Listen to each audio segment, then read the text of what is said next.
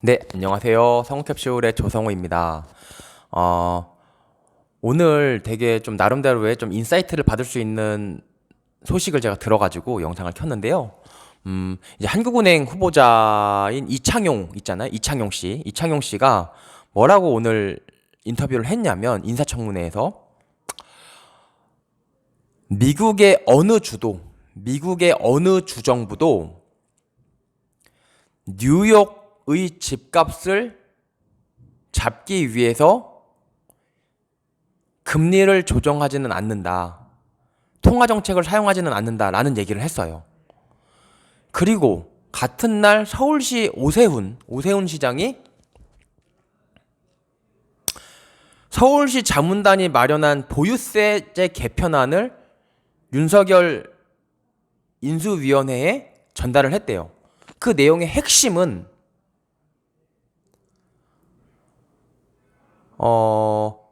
보유세를 단일 세율로 하고 아파트를 제외한 주택에 대한 임대사업자 제도를 부활시키겠다는 게 핵심이에요. 잠깐 읽어드리면 어,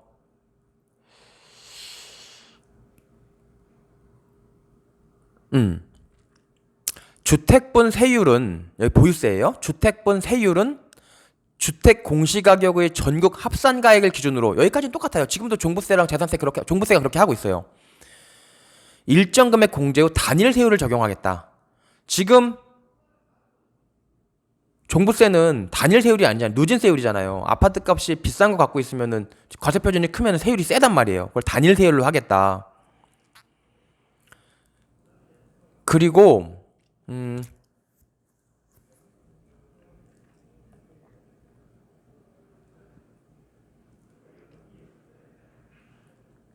뭐 중요하지 않은 것들 많아요. 뭐 공정시장 가액 비율 같은 경우를 뭐 정부가 아니고 지방자치단체가 행사하겠다는 건데, 공정시장 가액 비율이라는 거는 그냥 엿장수 마음대로 막 정하는 건데, 그거는 뭐 크게 중요하지 않은 게, 뭐 세금 조금 공정시장 가액 비율 줄여서 세금 좀 깎아줘도 내년에 또 올려버리면 끝이니까 그건 별로 중요한 게 아니고, 또 핵심적인 게 장기 민간 등록 임대주택 가로 열고 아파트 제외는 종부세를 비과세해서 수도권의 전월세 시장 안정화에 기여하도록 한다.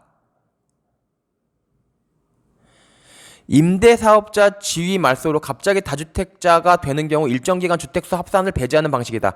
이거는 뭐 또 다른 얘기고요. 핵심은 두 가지예요. 지금 종부세가 아파트값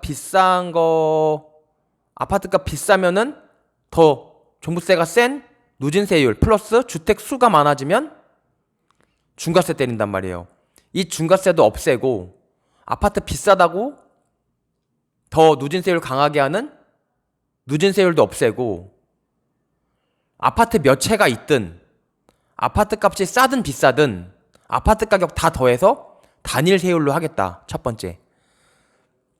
두 번째는 아파트를 제외한 장기 민간 등록 매입 임대주택. 그러니까 매입 임대주택이라는 게 짓는 거 말고 내가 사는 거, 사서 임대주택 등록하는 거, 그 대신에 장기로 10년, 이런 사람들은 종부세 비과세하겠다. 이 두 가지란 말이에요. 근데 이창용은 아까 뭐라고 그랬어요? 뉴욕 맨하탄 집값 잡으려고 통화정책 운용하지 않겠다. 다시 말해서 강남 집값 잡으려고 통화정책 유지하지 않겠다라고 했고, 또 오세훈은 뭐라고 그랬어요? 다주택자들에 대해서 종부세 중과세하지 않고 누진세율 적용하지 않고 단일세율 적용하겠다. 그럼 결국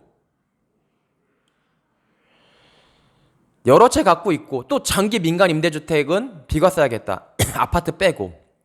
그럼 결국 한마디로 얘기하면 비싼 아파트 여러 채 갖고 있는 사람들 세금 깎아주겠다는 거예요.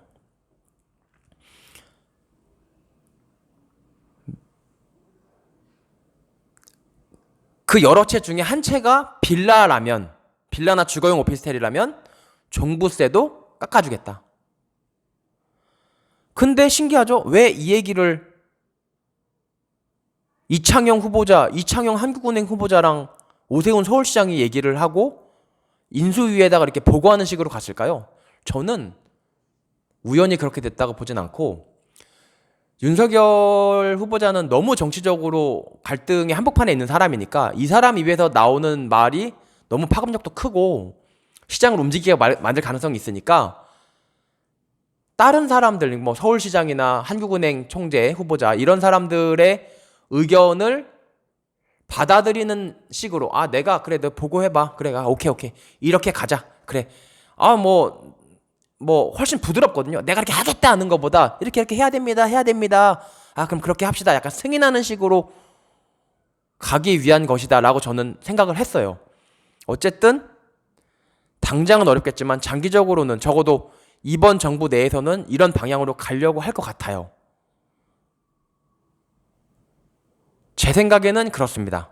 그래서 여러분들이 어떻게 움직여야 될지 잘 한번 생각해 보셨으면 좋겠어요. 네, 이상입니다.